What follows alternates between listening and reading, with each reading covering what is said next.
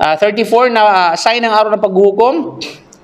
Kamatayan ng mga prominente at mararangal na tao at ang paglaganap ng mga taong walang puri. Diba? Pagkamatay ng mga prominente at pag sinabing prominente, mga kapatid, ito yung mga tao na kilala pagdating sa kabutihan, pagdating sa kaayusan, at malayo sa tinatawag na kasamaan. At the same time, on the contrary, yung lalaganap yung mga taong kabaliktaran nila. Yung mga tao na walang puri. Yes. Mga tao, yung mga ano ngayon, nangingibabaw, yung mga nangingibabaw ngayon, yung mga mangmang, yung mga kung saan ay dating hindi kilala, pagdating sa kaayusan at kabutihan. Mga tinamang sa panahon ngayon, mga kilala, yung mga vlogger, oh, di ba? Yung mga nagpapakita ng mga bundok, oh, gabundok na kaluluwa. Okay? Nagpapakita ng subhanallah, mga bagay sila na ngayon yung nangingibabaw pagdating sa lipunan, pagdating sa mata ng karamihan sa mga tao. Ito ay isa sa mga palatandaan ng oras, ng araw ng paghuhukom, ang pinakamarangal na mga tao, pinakamatalinong tao, pinakamakatwiran na tao, at mga maaalam na tao ay mamamatay. Sila ay magsisiwalaan, mga kapatid, sa panampalatayang Islam, at ang iba na walang kaalaman ay kahalili sa kanilang lugar. Okay? Sila ang papalit sa pagiging kilala. Yaong mga tao na hindi kilala noon, mga kapatid. Kaya sila ay lilitaw dahil wala silang walang kaagaw sa kanila. Diba? Kasi siyempre, wala kang kaagaw, mangingibabaw ka. Diba? Kapag may kaagaw ka, ay hindi ka mangingibabaw. Kaya sinabi ng Propeta sallam, "Walladhi nafsu Muhammad biyadihi la taqumus sa'atu hatta wa dhakara minha wa tuhlakal wu'ul wa tadharu tuhut." Qalu ya Rasulullah, amal wu'ul wa tuhut? Qalu al-wu'ul wujuhun nasu wa ashrafuhum wa tuhutu alladhina kanu tahta aqdamin nasi la yu'lamu bihim. Sumusumpa ako sa nagtatangan ng kaluluwa ni Muhammad, ang oras ay hindi magsisimula hanggat binanggit niya yung al-wu'ul. Sinabi natin last week na nabanggit natin yung hadith na ito at ulitin lamang natin. Ang wu'ul ay mangangawala at ang tuhut ay mananaig at lilitaw. So ano ang ibig sabihin ng wu'ul?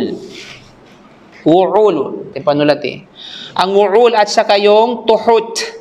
No, sila yung mga sahabay nagsabi, usugo ng Allah, ano ang wu'ul at ano ang tuhut? So, first time na lang marinig yung salitang ba? Medyo malalim na salita yun ng Arab. Parang sa atin, para mga Tagalog, may malalim din, no? Mga alalaong baga, mga ganun, mga patalipandas, at kung ano-ano pa. Medyo yung balimbing, medyo common na eh. Siya ay nagsabi, ang wu'ul ay ang mga kilalang tao. Mga kilalang tao, mga marangal. Yan pag sinabing wu'ul, sila yung mga tao na kung saan ay kilala pagdating sa kabutihan at karangalan. Diba? Mga scholar, yung mga talagang may pakinabang sa bayan. No? At may pakinabang sa sangkatauhan. Mga may kwentang tao, kumbaga makapad sa panampalatayang Islam. At yung tuhut naman, tuhut, ay yaong dating nasa ilalim ng mga paanan ng mga tao. Pag sinabing paanan ng mga tao, mga walang estado sa buhay. Pababang uri. Okay, hindi kilala. No? Kumbaga sabihin natin, no, mga maralita. At walang nakakaalam tungkol sa kanila. Hindi sila kilala kung baka makapatid. You know? So, yun. So, tuhut. So, yung dating na hindi kilala, na nasa ilalim ng pala ng mga tao, ng mga mararangal, pag namatay na itong mga mararangal na mga tao, sila na ngayon ang kahalili sa kanilang pwesto. Kaya sila yung ngayon ang sisikat at mangingibabaw. No? Kahit ang paglitaw ng mga walang kapuri-puring tao, especially mga tao na walang hiya, no? Ito ay maaring dahil sa kanilang pagguha ng mahahalagang posisyon. At ang media, sa panahon ngayon, yung media, hindi yung media na kalahati ha. Okay na yung kwento na, totoo ba yung kwento na? yung, Dati, media na lang natira. Walang media, patayin mo na. Para sa amin yan na. May story yan sa amin. yun na, ibig sabihin, yung nagkwento na yun, involved doon sa, involved siguro doon sa ano, pangyayari. Kaya nga di ba? So, yun nga.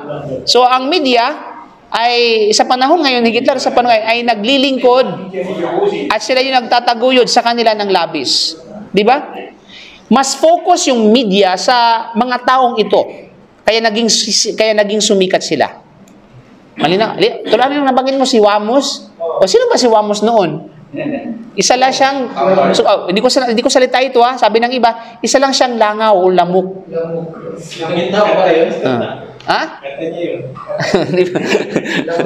Lamok, di ba? Yan. Of course, galing din sa kanila yan. Paano siya dinescribe? Pero ngayon, milyonaryo na siya, sikat na, isa sa mga sumisikat. Di ba? Na tapos kinikilala, bagkos ay iniidolo pa ng ibang mga tao. Yan ang bila. Mga kapatid, kaya mong iduluhin. Astagfirullahaladzim, di ba? Kaya yung dati. Yung mga kababaihan naman ngayon, halimbawa yung sino yun, grabe yung nagpapakita ng kaluluwa. Hindi ko na kilala. Di ba? Sino yun? Hindi ko alam. Kaya ang marangal at matalino at tapat na waul ay ilalayo sa mga tao sa media. Di ba? Yung mga tao na, kumbaga, yung may kabutihan sa kanila, at saka, especially, usapin natin, mga scholar ba? Tingnan mo ngayon, yung mga scholar, kapag nagsalita sila, walang nakikinig. Di ba napapasa? Walang views, walang tinatawag na walang comments, walang reaction. Pero itong mga tao, pag nagsalita na mga walang kwenta at makamundong bagay, di ba? Lalo pat pag tumambling at kumain ng hayop na buhay sa harapan mo. Di ba? Kumain ng apoy, nag-split sa tinatawag na alapaap, tumambling sa alapaap at tinuko niyang kanyang pilik mata. Subhanallah, sila yung humahakot ng maraming, sabihin natin ng maraming viewers, ng maraming reactions, at the same time, attention ng tao, at the same time, sila yung kumikita ng higit sa inaasahan mo. Subhanallah mga kapatid. So walang duda, sapagkat yung media, sila yung finofocus ng media. At nilalayo ng media, itong mga taong bantog at kilala pagdating sa kabutihan at pagdating sa kaayusan at ikit lalo sa tinatawag na paggabay at pagpatnubay. You know? Labas tayo sa pangrelihiyon. Tingnan mo, mga doktor, hindi nga kilala yung mga doktor. Di ba? Hindi kilala yung mga engineer, yung mga lawyer, o sabihin natin, yung talagang mayroong ambag, kumbaga sabihin natin sa kaayusan ng panglipunat bilang pangkalahatan. Mas kilala ngayon yung mga tao na yung mga tambay, di ba? Ng mga pranksters. Di ba? Mas kilala sila yung mga nagpa-prank. Na anong dulot ng prank, mga kapatid, mga taong ito? Yes, alam natin yung katuwaan na natutuwa sila. Pero tinan mo yung pinaprank nila, do you think natutuwa sila natutuwa yung mga pinaprank nila? Hindi. Minsan mga nangamatay na nga sa heart attack. Isang police pa yung minrak niya, bulutan. Di ba? Tapos nag-prank ng baril, 7 baril, Nag-prank, tapos dahil sa takot tumakbo, nasagasaan. Di ba? Hindi, may iba, 50-50 naman yung iba.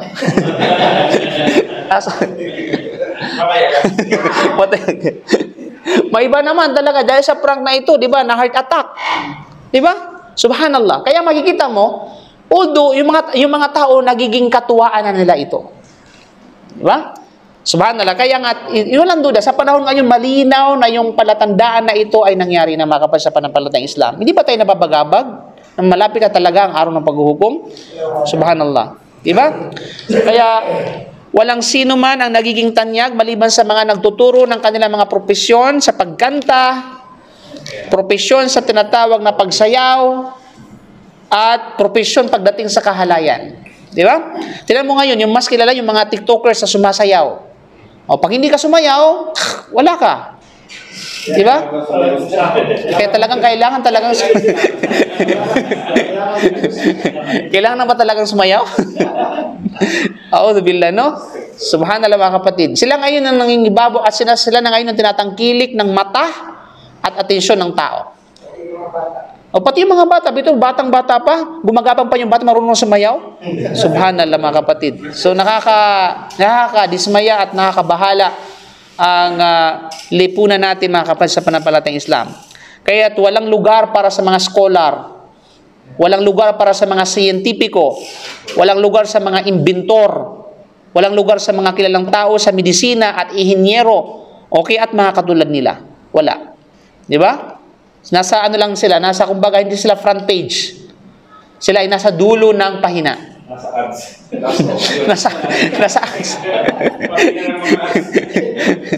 Subhanallah. In-skip na, wala na. Ay, wala to. Wala akong parang wala akong makapapala dito. Di ba? Subhanallah. Ganon ngayon mga kapatid, binalot ang puso ng tao ng makamundong bagay at ang ganitong klase ng lipunan mga kapatid, iyanan billah. Di ba?